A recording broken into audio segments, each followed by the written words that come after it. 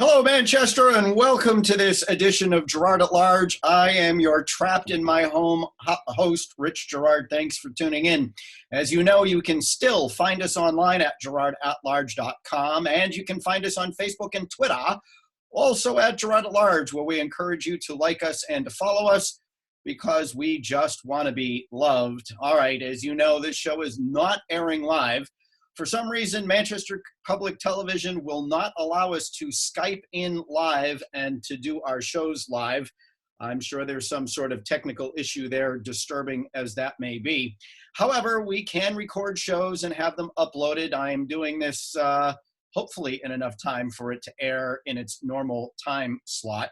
We have a lot to go over today, not the least of which is the teacher's contract that was recently ratified by the Manchester Board of School Committee.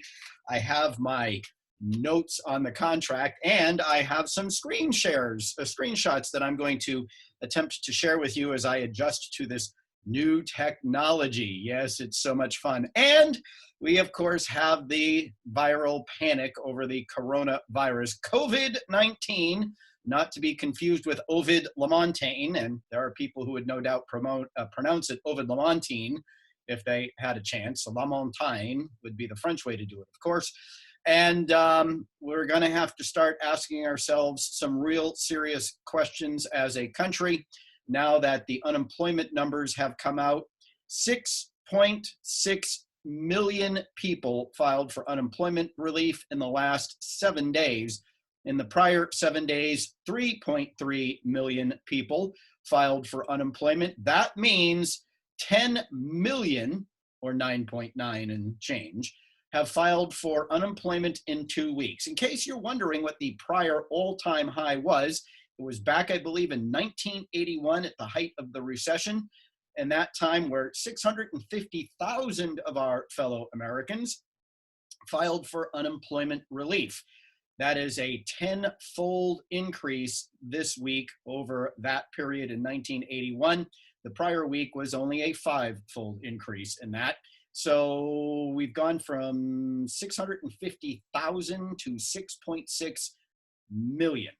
The state of New Hampshire last week saw another 17,000 people filed for unemployment on top of the 41,000 that applied for unemployment in the week before. Those are historic highs for the state of New Hampshire, whose previous high had been 4,100. So the damage being done to the country and to the economy at this point in time over this virus is crazy. And I know there are some of you out there who are saying, but Rich, look at what's happening across the country, especially in New York City. And one has to scratch their little head and wonder where all perspective has gone on this. And yes, it is, in my never to be humble opinion, as your ever humble host, a question of perspective. Question: how many people in the city of New York right now, or the entire state for that matter, have the flu? Now, why am I bringing up New York? Because New York seems to be the epicenter of this in the country. Yeah, there are at least as many people in New York with the flu as with this COVID-19 virus. And I don't know about you, but to be perfectly honest with you, I am somewhat amazed at how we are allowing models which rely on data, which has never been shared with the public, to project an outcome. This modeling is the same type of computer-driven data exercise that has given us all of this scary stuff about global climate change, among other things, and really is only as reliable as the assumptions made in the data that is input into these computer models that calculate God knows what. But right now what we have are a lot of experts in the field patting themselves on the back for flattening the curve and slowing the spread. As if we could ever disprove that what they've done has caused what they're talking about. Of course, there has been no alternate course of action, so we really don't know. And yes, people are pointing to things like what's happening in Italy, but there's information out there about what's happening in Italy and whether or not it's really all coronavirus deaths that are taking place there. You know, there is one curiosity, and it has surfaced recently in multiple places about why the state of California has such a low infection rate versus, say, New York. Now, New York has got something like 4,300 cases per million people in this within its boundaries. The state of California, which is our most populous state, of course, has only got 240 cases per million in their state. Now, what are the differences between New York and California? Well, there probably is no end to that. But one of the theories that is being discussed about why California has had such a low rate of infection versus just about anywhere else in the country is because you've heard this thing called herd immunity. And there is a rather interesting discussion that's taking place out there in relatively informed circles that is positing the idea that California has developed herd immunity. Now, where would this herd immunity come from? Could it come from the 5,000 to 7,000 Chinese travelers that arrive in California or were arriving in California before President Trump shut down the border to Chinese travelers every day in the months of November, December, and January? You know, because the idea is there were a lot of people in California who were exposed to COVID-19 who did not know they were exposed to COVID-19. They went to, if they went to a doctor or a hospital, they proved negative for the flu, but they had something. And the theory is that there are so many people in California who were exposed to, and we all know, by the way, that the Chinese lied about when they first detected the virus, right? So, and if anybody believes that China has not had any more people develop the virus in a month, you'd have to ask yourself where exactly that would be considered reliable. But China, you know, China for a couple months anyway, was dealing with this virus before it told the world, and it only told the world when it essentially got caught. But that being said, so if there were 2, maybe as many as 3 months where Chinese travelers were coming into California, like I said, 5,000 to 7,000 of them a day, that's an awful lot of travel. And by the way, and the Chinese New Year took place in the middle of all of this. It seems to me I remember Nancy Pelosi going to Chinatown in San Francisco and telling everybody, hey, come on down to Chinatown. It's safe. You can hang out with your family and friends here. We don't want to not, you know, the hypocrisy. But anyway, I digress. So here's the issue and here's the point. The issue and the point is if California is doing much better than the rest of the country, it very well could be because California or Californians have been exposed en masse to this and have developed that herd immunity. And so what's one thing that this quarantine, and it's a pretty important thing, that's one thing that this quarantine really is not going to allow. And what I find interesting, and oh, by the way, I'm going to pause this and be right back because I just forgot about something I meant to share with you. Stand by. All right, I'm back, and I realize that that might seem a little weird because I'm just picking up where I left off.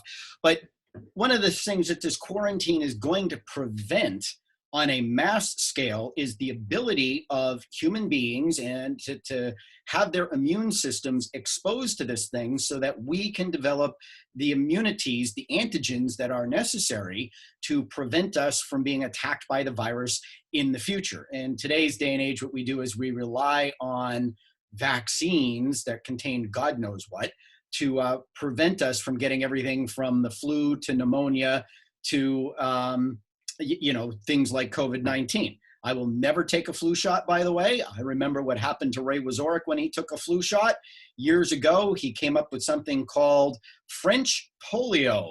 Yes, French polio, and Guillain-Barré syndrome is what it's technically known as. The slang is French polio. And I know at least 2 other people who, after receiving flu shots, were stricken by this, and it can be, it can leave permanent can be permanently debilitating. Mayor Wazorek to this day still has the tingling in his feet from that, but I know people who've lost the use of their arm. I know people who've lost the ability to use the muscles on one side of their face. It's like they had a stroke. So I will never take a flu shot because of that. It's a known side effect that nobody ever talks about. And I will never need to take a shot to inoculate myself against pneumonia because as a kid growing up, I had it not once, not twice, but 11 times. That's right. A 1 and 1 means 11. So, you know, there are, and we know what we know from COVID-19, and we never want anybody to get sick and die from anything, never mind this virus. But what we know about it is it typically attacks or debilitates people who are north of 70 years old and have other underlying health conditions. Now, as of this taping, the state of New Hampshire has had 458 cases and 4 deaths, and all 4 of those deaths were people who are older than 60 and had multiple underlying health conditions, including respiratory conditions. And we're playing this little game now, right? We're not saying that that COVID-19 killed them, but in some of the cases, we're saying that COVID-19 may not have been the cause of death, but it was a contributing factor to their death. So is that a COVID-19 death, or is it not a COVID-19 death? And so, but that notwithstanding, if that's the case, then you want the people like Mayor Joyce Craig's daughter, Sarah, who contracted the virus while in London. You want people like her or people like me. I'm sure there are some of you out there in the audience who would love me to get this virus, or people who are otherwise not going to be vulnerable to its effects or debilitated by its effects to get it, so that we help develop in the population this herd immunity. And what that herd immunity does is it creates fewer people who can catch the virus, and therefore the virus will die a more quick death. This is sort of an unusual circumstance where we're quarantining everybody and not just those who are vulnerable or already ill or already have it. Now, one of the things that I wanted to share with you is this. I got to go to share screen. And here we go. This is what I'd like to share with you. That is a picture yesterday taken by, well, I won't say who it was taken by, of Mayor Joyce Craig, who's right there, and her 2 daughters, this one with the dark hair being Sarah, the one who came back from England with the coronavirus. Now, you recall that it was a front page story on the Union Leader where the mayor used it as a reason why everybody needs to stay home because anybody can get it. And in my opinion, adding to the panic factor over the virus. Now, her daughter is in all likelihood going to be just fine. And since she's out taking a brisk walk in the neighborhood, one would assume that she's feeling okay. Now, I really questioned whether or not I was going to do anything with this. I did have it sent to me by people, and I decided ultimately that I would, because it was Mayor Joyce Craig, who with Mayor James Donchis of Nashua, sent a nastygram to Governor Sununu, you know, demanding that he issue a shelter-in-place order, which is essentially what he's done, to protect lives from the coronavirus as a defense against it. She was emphatic that keeping people in their homes was going to save lives. And here's the mayor walking her dog with her 2 daughters in her neighborhood. Now, I'm sure the mayor has a backyard. If she wanted to get a little exercise or fresh air, she could have. I wonder, you know, because this has always fascinated me. I've been allergic to animals my whole life, so I never had dogs or cats or anything like that. But one of the things that I've never quite understood are people who take their dog for a walk so their dog can take a crap on somebody else's sidewalk or somebody else's front lawn. In fact, I had that happen so often in the neighborhood that I live now that instead of when I redid the sidewalks, I had the grass strip that ran between the sidewalk and the curb ripped out because so many people were having their dogs do their business on my front lawn. It was disgusting. And not once since I pulled that out 7 years ago has that happened again. I wonder if the mayor's the kind of person who does that. I don't see any evidence of a little plastic baggie. Maybe it's there in her back pocket. I don't know. But what I do notice about this is, first of all, the mayor is not confined to her home. Sick people are supposed to stay at home. If all of us have got to be quarantined to protect everybody, then certainly people with the virus right here shouldn't be out and about. Now, I'm not really good with distances, but it doesn't appear to me that this person here, right there, is 6 feet away from her sister right there, who is also not 6 feet away from the mayor, who so far has tested negative. But if they're not maintaining social distance of at least 6 feet, will it be long before the mayor of the city of Manchester is infected with coronavirus? We have to wonder about that, don't we? But clearly, this might be one of those situations where the rules are for me and you, and not for her and her family. One would think that the person who made such a stink over ordering people to stay at home would, after finding out her daughter is infected, which means potentially her entire family is infected, themselves stay at home. Now, I know that doesn't appear to be anybody out and about. There doesn't appear to be anybody else within their sphere of influence, but this is the dreaded coronavirus.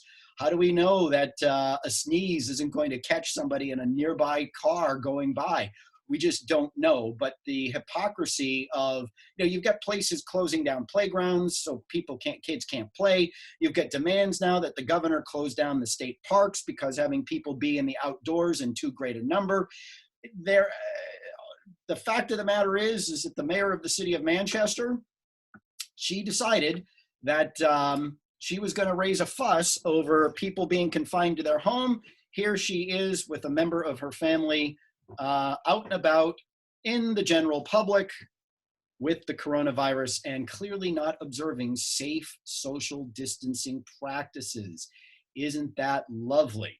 So, and this is coming on the heels of people. I've seen this. I belong to a neighborhood social media site, and there's one lady, I'll just use her first name, Mary, who put up a post saying, "I see kids playing in the park, Frisbee.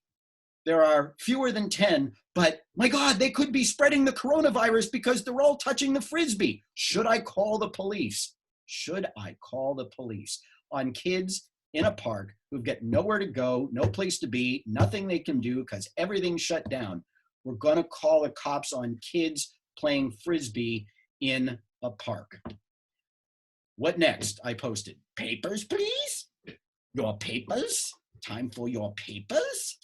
I find that just a horrific thing to do. And I just, we're getting to a point now where people are obviously turning on their neighbors. Look, somebody took a picture of the mayor who left her house. Is it self-isolation if you leave your house? And in leaving your house with your infected daughter who is not 6 feet away from you or from the other daughter or from the dog for that matter of fact, are you observing the rules that you've demanded for everybody else? That's why I put it out there, because clearly it's rules for us, but not for her. There it is, point done. But the question is, how much further are we going to go with this? The president was hoping to reopen the economy, for lack of a better term, by Easter. He's now extended these social distancing and other guidelines through the end of April. Fortunately, and I say fortunately, I am considered an essential employee because I am an investment advisor. I am a financial services professional, and as long as the market is open, I got work to do, and believe me, I have plenty of it. And I once again let you know that you can call me at 624-8558. That's 624-8558. I will use this wonderful George Jetson technology to meet with you. You can come to my office too, because frankly, right now you can fire a cannon through the place and not hit anyone or anything. But I'll be more than happy to discuss with you what's happening in the markets, what's happening with your portfolio, give you some advice. I won't assess any fees. I'd be happy to do it as a member of our large and loyal listening audience.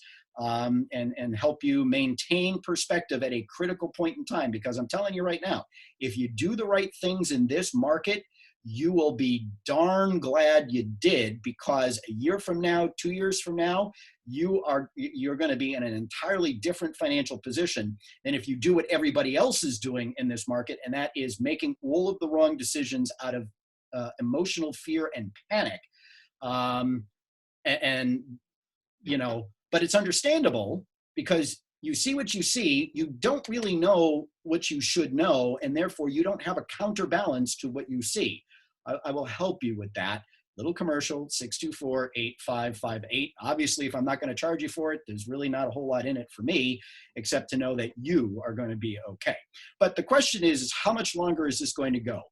And the broader question, though, is not only how much longer is this going to go, because the longer this goes, the more permanent damage is going to be done to our economy, to our culture, and to our society. But the longer the precedent is, I got to tell you, I salute Congressman Thomas Massie of Kentucky, the one man who stood up to force the House of Representatives in Washington to vote on a $2.2 trillion bill that they weren't even going to vote for. They were going to try to have it proclaimed by unanimous consent.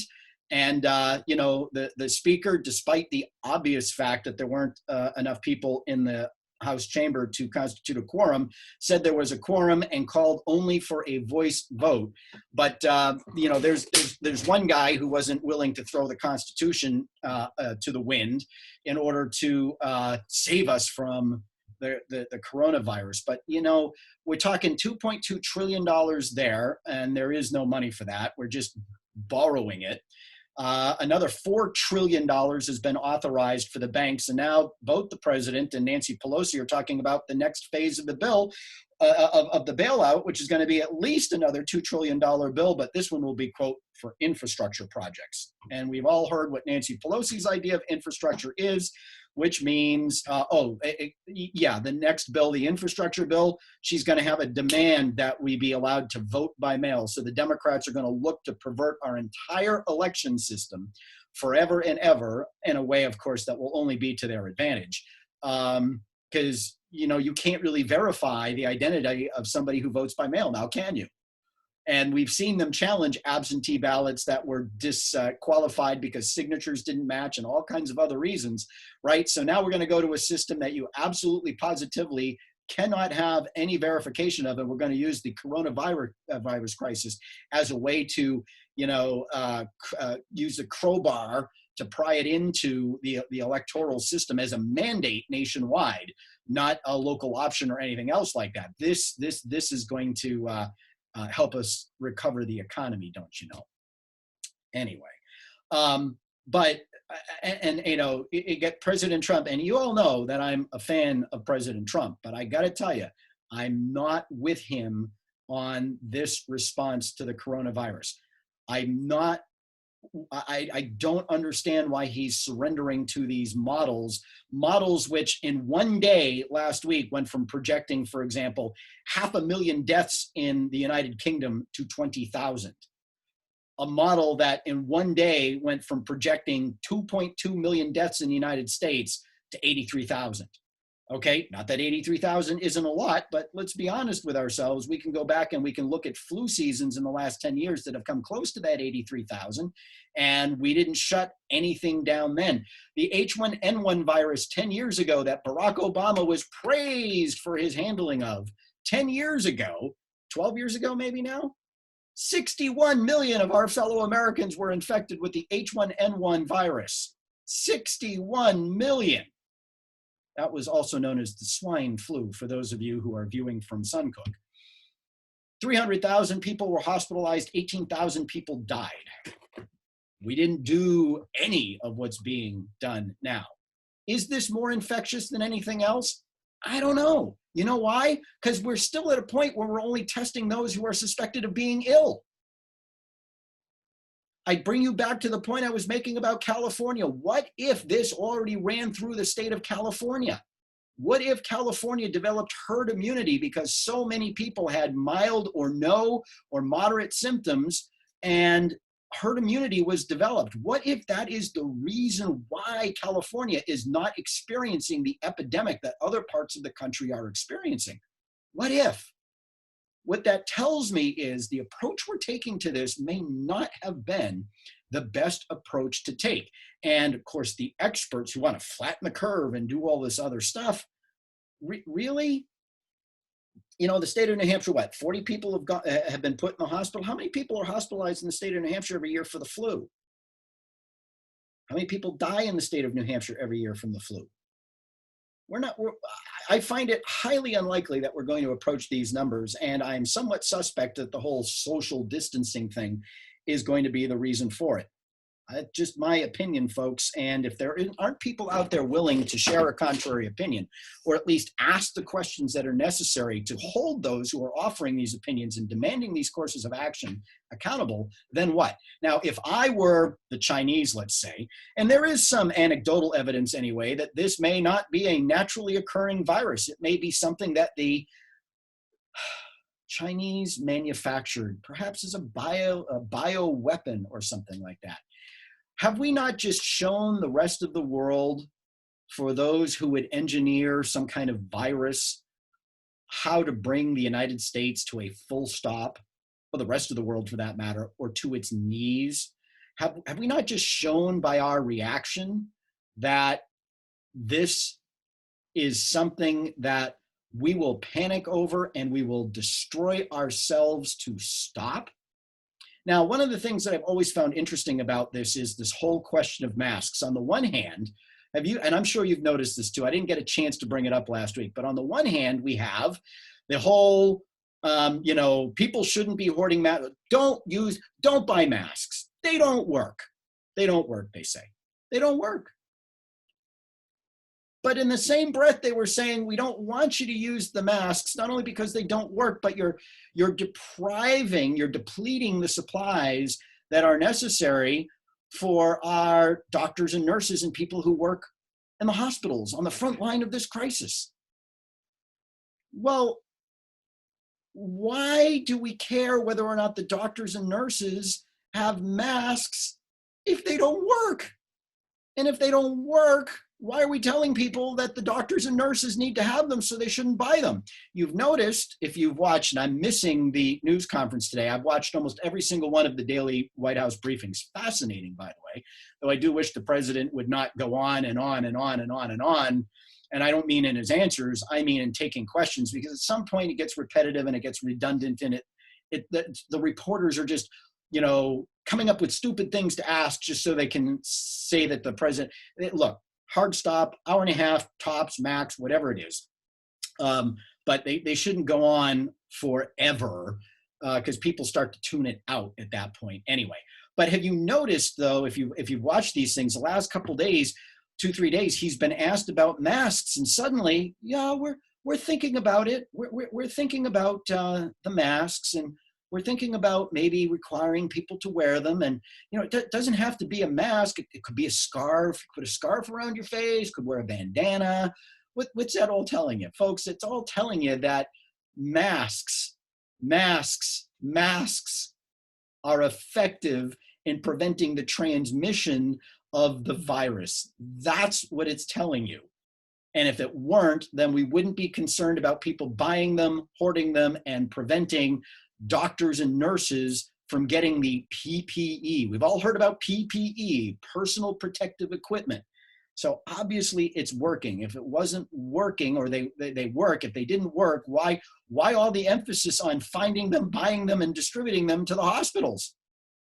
They work. Oh, my head. All right. So, and I could get into, and I got to keep an eye on the time here too. I could get into, a whole lot of other stuff, but that's it for now. Mayor Joyce Craig Quarantining is for everybody else, not for me and my family, even though we've got positive tests in my family. Blowing up the economy. 10 million people have lost their jobs in 2 weeks, and the projections are that will double in the next week to 2 weeks. So we are totally looking at depression era statistics, and it's all because the experts, the Faucis of the world, are saying if we don't do this, millions of people are going to die. I'm sorry, I am suspect of this. And so far, for all of the hype, you know, there was a story out recently, some guy out with around Elmhurst Hospital in New York with his talking to ambulance drivers. So how many coronavirus patients have you picked up today? None. You know, the panic is worse than the virus. And going back to something the president said, we have to be very worried about the cure being worse than the disease. You know, the old saying, the doctor comes out of surgery, he talks to the patient's family. Well, I have good news and I have bad news. The good news is the surgery was a success. The bad news is the patient's dead. Sorry about that, but at least the surgery went well. But the other thing is, you know, what is being done to the economy and to our society in the name of emergency is truly alarming. The Constitution, while not a suicide pact, has got protections that ensure we do not lose our civil liberties at times like these. Governors, the president, people across, you know, unelected bureaucrats, they are undertaking executive actions on a scale I don't think was ever envisioned, and I question whether or not it's necessary. And we better have, an after-action report on this, a deep after-action analysis to determine what legally can and should be done in the future and what was done and whether or not it was legal, because this establishes, whether we want to admit it or not, this establishes a precedent, and the precedent is truly frightening when that much executive authority can be exercised because of a supposed emergency. And I say at this point, a supposed emergency. Time may prove me wrong, but time may prove me right about really the true order of magnitude here. And even if time proves me wrong, the question has got to become whether or not the economic dislocation and the harm generally done. Think of all the people who can't go to their support groups. They're recovering addicts, they're recovering alcoholics, you know, they're in grief counseling or whatever it is. Think of all of the, you know, people who are going to struggle financially as a result of this action, and the harm to themselves, their mental health, their physical health, their families, their economic well-being. Think of everything that's happening. And we're not even scratching the surface of how this is harming people across the country. And the precedent is it could happen again if somebody decides that there is another pandemic coming. And how many pandemics have there been in the last 10 or 12 years? 5, 6? We could probably name them: SARS, MERS, bird flu, swine flu, the Zika virus. Remember the Zika virus? That was going to kill us all too. Oh, my head. So, and that's what it is. And it's very concerning. It's very alarming, and it should give us all pause as to whether or not this is really the right response. And there need to be guardrails put on this response if it is, so that some president who isn't, who is more inclined to authoritarian action than the current president or our current governor, so that they can only go so far. When you start seeing citizens wondering whether or not they should call the cops on kids playing frisbee in a public park because they could be endangering the public and taking much needed hospital beds because the coronavirus may be on their frisbee, you have to ask whether or not you've gone just a little too far. And think I know the woman who was posting that stuff, and I believe she's a supporter of the current mayor. So I hope she is equally disapproving of the mayor going out and about to with her infected daughter. And even if she wasn't with her infected daughter, hey, Joyce, use your own backyard. Take your dog there too, so his business gets done on your grass, not somebody else's, right? There you go. All right, so we're going to move there and onto the teacher's contract. I regret to inform you that the reason why the teachers got a contract is because the teachers got everything they wanted. And I guess after reading all of the glowing news coverage about how respectful the dialogue was and how everybody treated everybody so wonderfully, those were not so veiled shots, by the way, at the prior negotiations committee, which I had the honor of chairing. I guess you're disrespectful when you say no, or you argue in favor of changes that you want, and you're respectful when you say yes and you abandon everything that you want that they don't like. And so the contract is really, I have to tell you, I think I have lost a great deal of faith in both Superintendent Goldhart, and it pains me to say that. It clearly, to me, he gave up the ghost on this to try to buy peace from the union.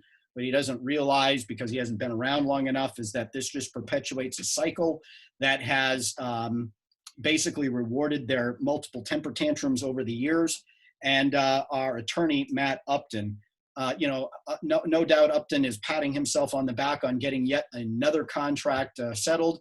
But like I said, it's easy to settle the contract when you give them what they want and you avoid what they don't. And so I'm going to give you some of the highlights of the changes, lowlights though they may be.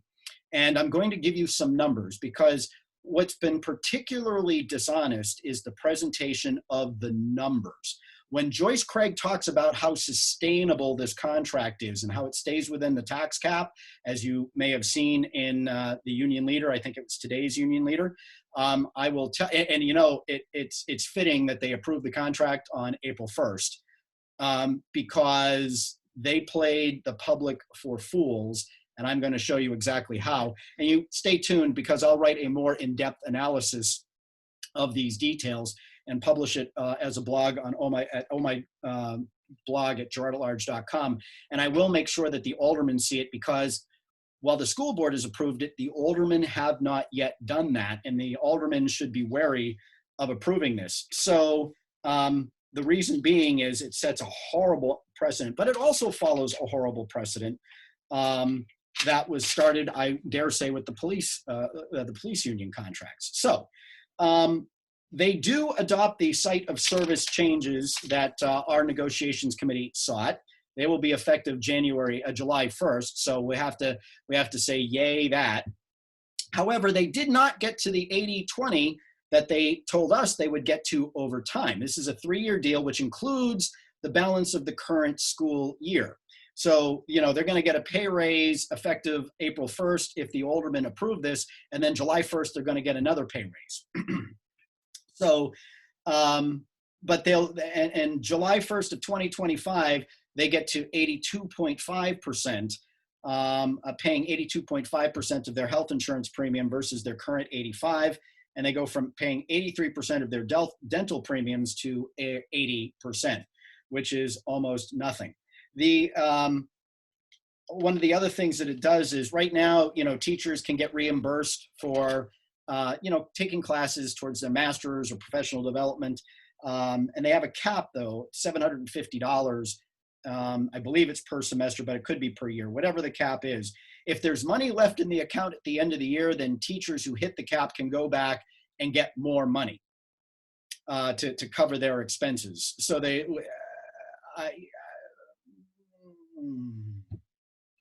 and it created a loan program, only it didn't. So here is one of the things that we discussed in our committee, and you should know this. So, first year is $40,000, second year is $50,000, third year is $60,000 will be put into the budget or taken from the budget to pay teachers with student loans. Okay, so if you're a teacher, you have a student loan, you can get up to $1,000 a year from the school district to help pay for your student loans. The problem is they're not using it as an employer benefit. They're paying it out as a stipend, which means they're going to put $1,000 into the teacher's paycheck, and there's absolutely no obligation on the teacher to actually use that $1,000 to make the loan payment. The other thing that because they're doing it that way, they are calculating we have to pay FICA taxes and New Hampshire state retirement assessments on that $1,000 that we pay out. So it's a salary. It's a salary. Now, there are two things here. When it was discussed with us, we discussed and we shared with the union that the federal government already has a similar program for teachers who teach at Title I schools, which is almost every school in our district. And under Dr. Vargas, anyway, we were moving in the direction of becoming a Title I district versus having Title I schools in the district. And if we were a Title I district, that means every teacher in the district would be eligible for this federal program that helps teachers with student loans pay off their loans. So we brought that to them and we said we'd be more than happy to help market that to their members, because there's an existing program that the district really wasn't taking advantage of that we could have, and it wouldn't come out of the school district budget. Well, apparently that wasn't enough. And if you were going to do something like this, which is fine, I'm not necessarily opposed to it, but the smart thing to do would have been, okay, who's your loan servicer? We will write a $1,000 check to your student loan company, service, or whatever you want to call it, so that we know the money that we're putting in the budget to pay your student loans isn't going to be used for a down payment on your next car or some other thing. It's going to actually, we'll write the check and we'll send it off to your loan servicer, or we'll give it to you. We'll write it to you like a scholarship, right? Kid gets a scholarship. It's made out to the kid and to the school. That ensures that the money goes to the education that you got the scholarship for, and not for a weekend at Bernie's before with your friends before you go off to school that summer. You know what I'm saying? But no, we didn't do that. Okay, so it's not really a loan repayment program. One of the things, and this blows my mind, because one of the reasons why we came up with the system that we came up with to address the absenteeism problem is because we have this massive unfunded accrued liability of sick time. A year ago, that unfunded liability was $10 million. And the accruals did two things, right? If a teacher was out for more than 15 days, or they could draw from banked time in the absence of a short-term disability program if they were out for a long period of time.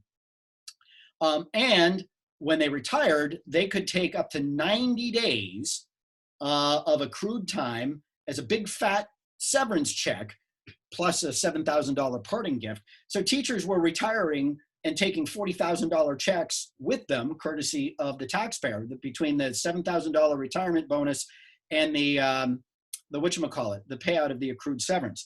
So our attorney, Matt Upton, told us that there were changes being made to the government accounting rules with respect to these unfunded liabilities, and at some point in the future, we were going to be required to fund those liabilities, and that is not a good thing for us, because we would not be able to fund those liabilities, which means our bond rating would suffer when the bond rating agencies saw that those liabilities remain unfunded. So what do?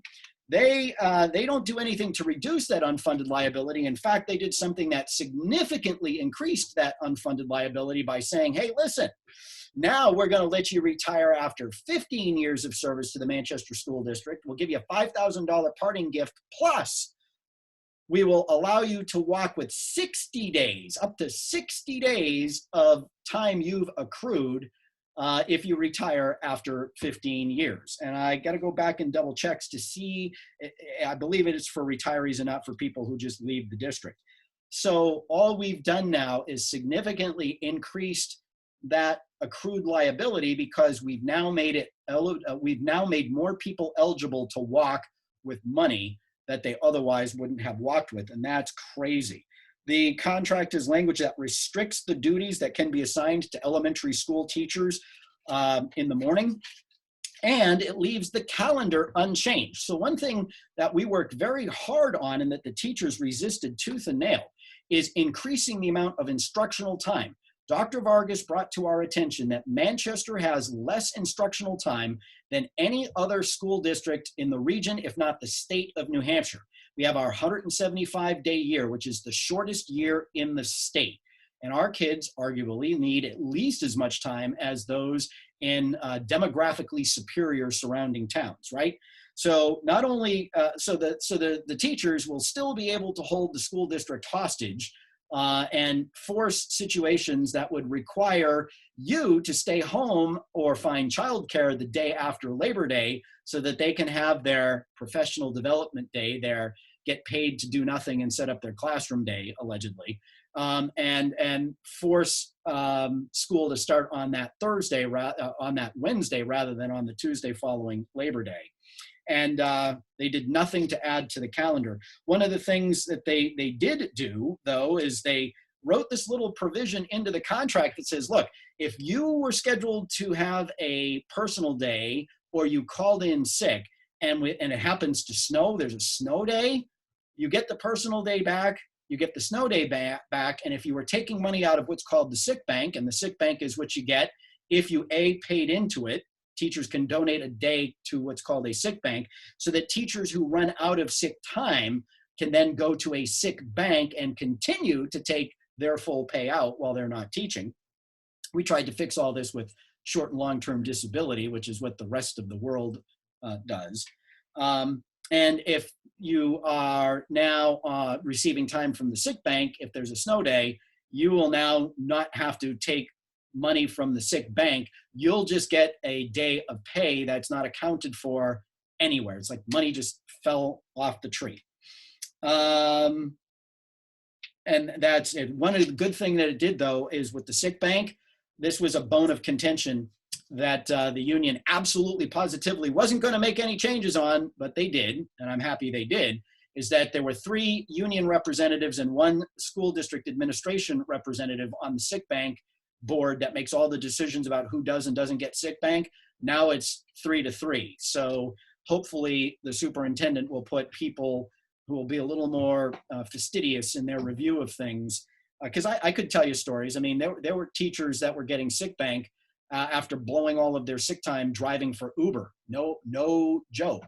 I won't tell you what school the teacher was from, but they know it. And when the administration objected, a certain vice president of the union told that administration member to mind her own business.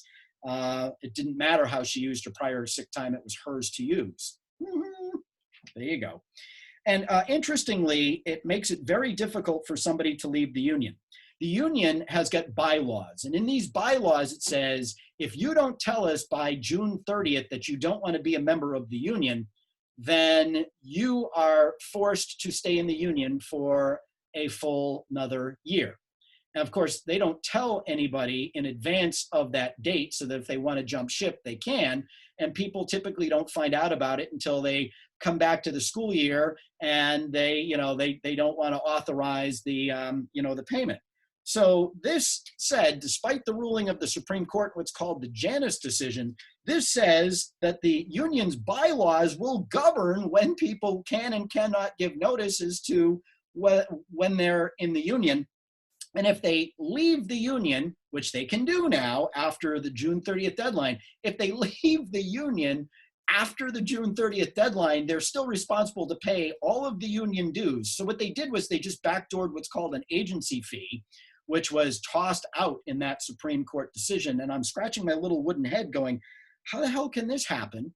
I don't think this is legal, to be perfectly honest with you, and having negotiated changes to union membership terms and what's called their union cards and everything else with other unions, I can tell you that this is very different. And if I were some of the other unions, I'd be pretty ticked off.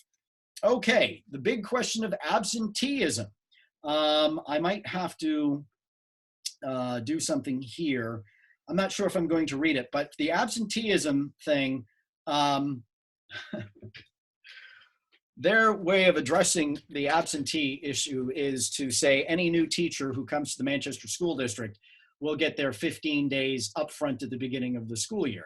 Everybody else in subsequent years has still got to accrue them by, a day and a half over the 10-month period that school is in session.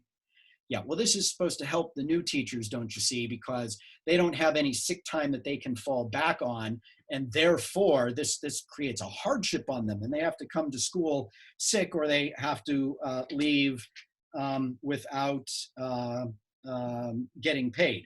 Of course, in our proposals, we proposed our paid time off proposal that gave them long-term disability, short-term disability, and an annual buyout of their unused time as an incentive not to use their time, so we could bring down the absenteeism rates and lower our outstanding unfunded liabilities, gave them all of their time up front. So, they liked that. They liked that. So that's where they came up with this bright idea. But as to addressing the absenteeism, there was a stern talking to in the contract. It basically said that both parties agree that absenteeism is a problem and they're both responsible for addressing it. So they're going to come up with joint communications to impress upon the teachers the need to be in the classroom, educating their students and not abusing sick time. And the union, very big of them, agreed that abuses of sick time, quote, may be punished or may be punishable. What it doesn't say, and what they told us when we talked about this, because they're like, oh, well, you should just use the contract and you should enforce it, you should invent. And we looked at them and said, yeah, but anybody that gets involved in this, you're going to file a grievance, aren't you? And they said, yes. I said, so what's the point? You're just going to string it out and make it painful. And as you already know, we don't have the capability, nor does the contract really provide us with the ability to investigate. I mean, you have to go 3 straight days without a doctor's note before you need a doctor's note. So if you take one here and you take one there and you take one there and you take one there, there's no ability. What are we going to do? Maybe we should hire a truant officer for the teachers so that every absence can be investigated to know whether or not they're screwing around. Anyway, and this is great. I mean, they must be anticipating some sort of a religious, remember Dr. Vargas's last year, it was last year, right? The dozens, if not hundreds of teachers who put in for Good Friday off. This became the source of a grievance, right? Normally you have 20 or 30 people who for religious reasons want Good Friday. It went to like 120.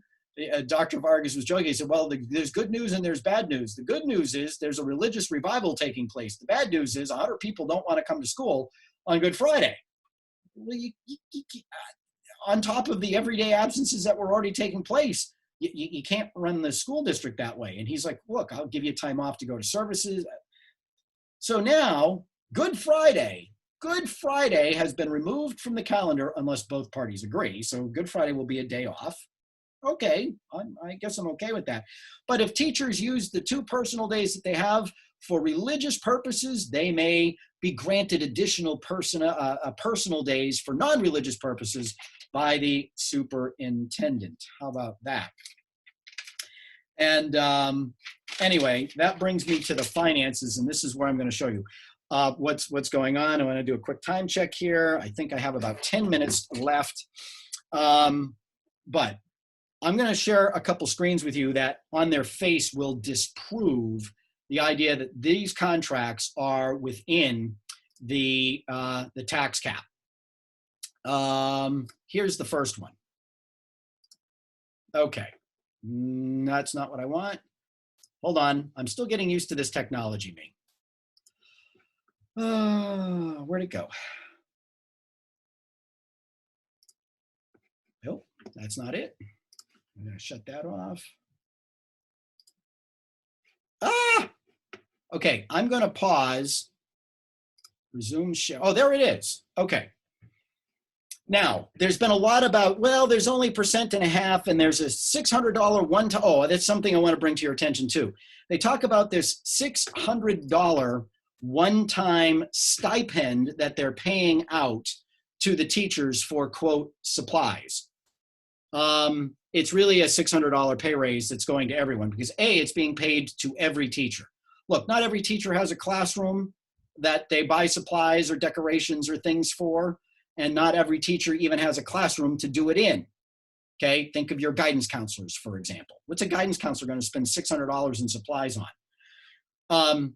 But they're paying it out to every teacher as a stipend, and they're going to pay, and I'm going to show you the numbers, they're going to pay, in addition to that $600, they're going to pay retirement and FICA on it.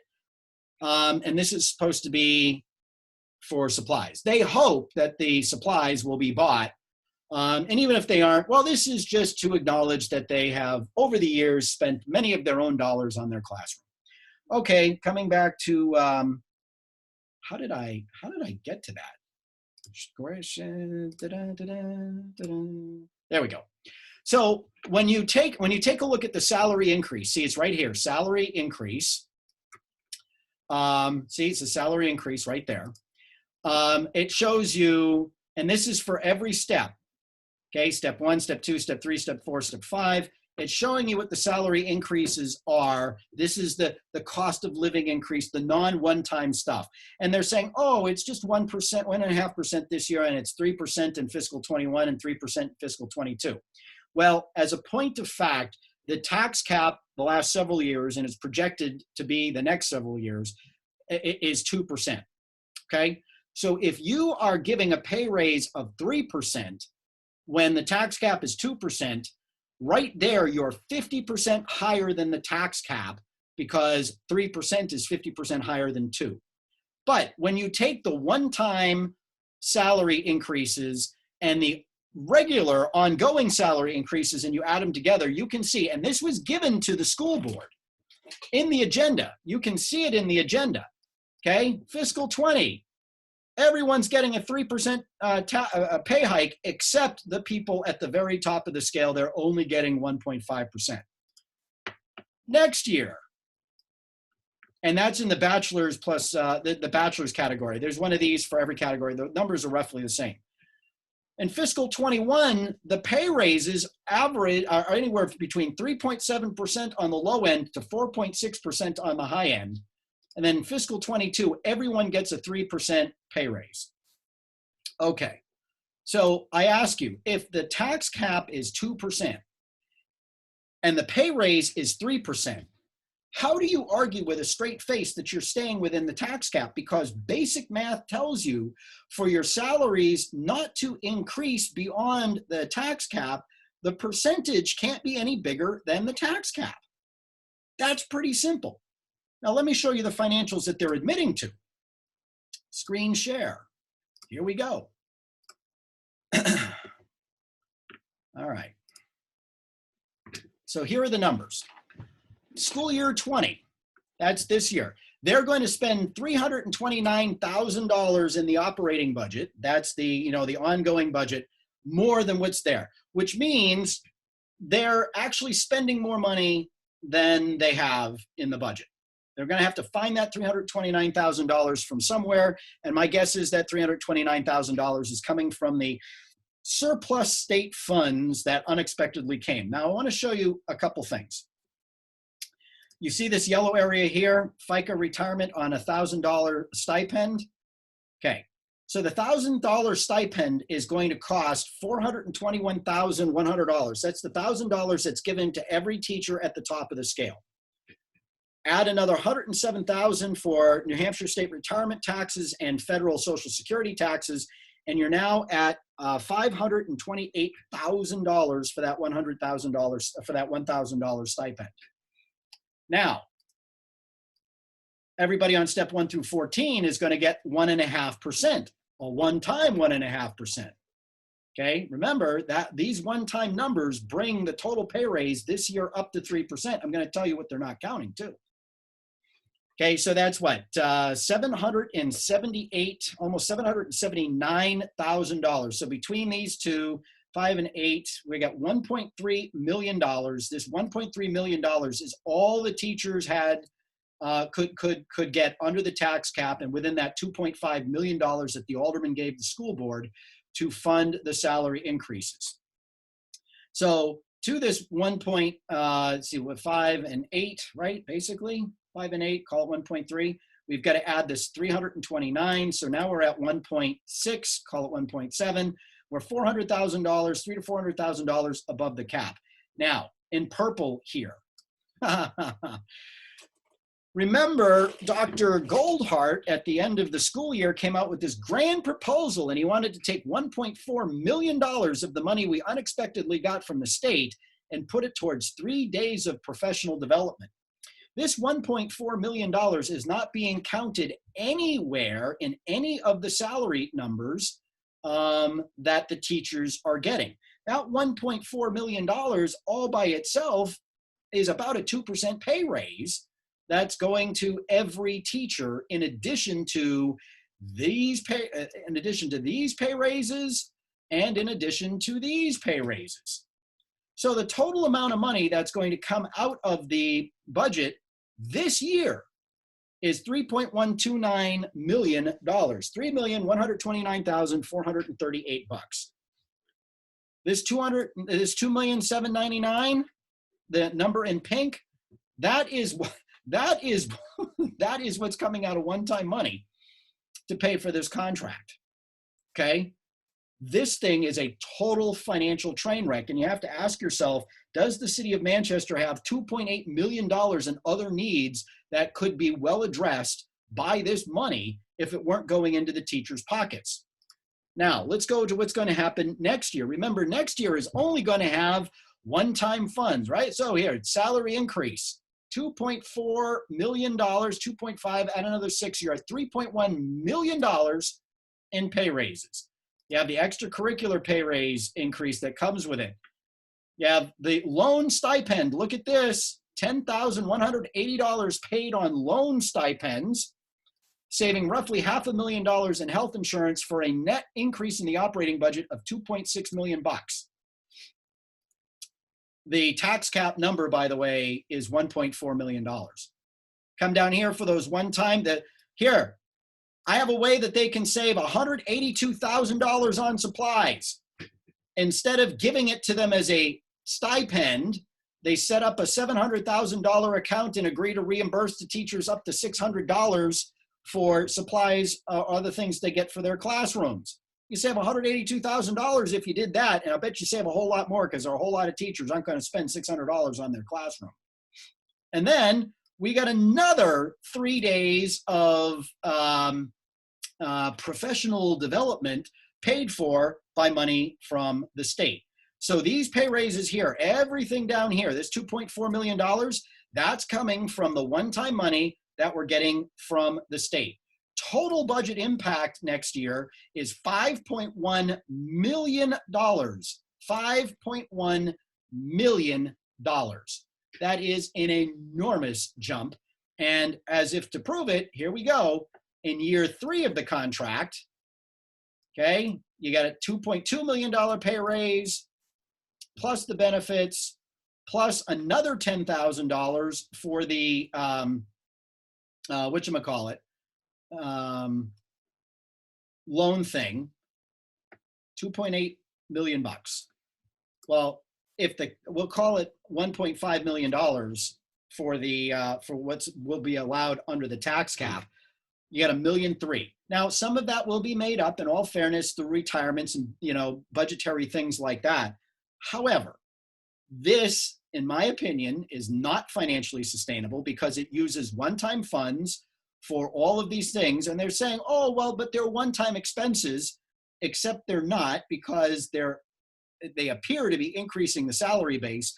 And even if they weren't, you have to ask yourself whether or not the steps that are being given, the increases that are being given, couldn't be going somewhere else. Total cost of this contract. Oh, and by the way, if the state gives the city of Manchester in its next biennial budget $5 million more in aid than it's getting now in any one fiscal year, then the teachers get to demand a reopening of the contract to discuss pay raises again. Oh, and if on the absenteeism side, if absenteeism doesn't come down by 5%, then the city gets to reopen the contract and talk about changes to sick time and other cost items. It'll be interesting to see how they measure absenteeism, by the way, because part of what they'll be measuring it against is this time with coronavirus where there aren't going to be any teachers taking sick time while they're sitting at their kitchen table. Anyway, so to put this in perspective, in in 3 years, including the current one, they're going to spend over $11 million. The last proposal that we gave to the teachers, stand by, the last proposal that we gave to the teachers over 4 years spent around $9 million. And we did that restoring 3 steps that had been lost. And we did that by putting the emphasis on teachers at the lower end of the scale and not the higher end of the scale. And if I had time, I'd get into all of the numbers and where they were coming from. And what you would see is the big money in these contracts are going to the teachers at the top end of the scale. All right, I pretty much think I'm out of time. Hopefully this went well. I am your ever humble host, Rich Girard. Thanks for tuning in. Until next week, be good, be well. Don't do anything we wouldn't do. We're proud to have the audience. Thanks for being there. If you survived the coronavirus, be sure to tune in yet again. We'll be here broadcasting from my scenic in-home office. And yes, I have read most of the books you see in the background. Till next week, be good. Bye-bye.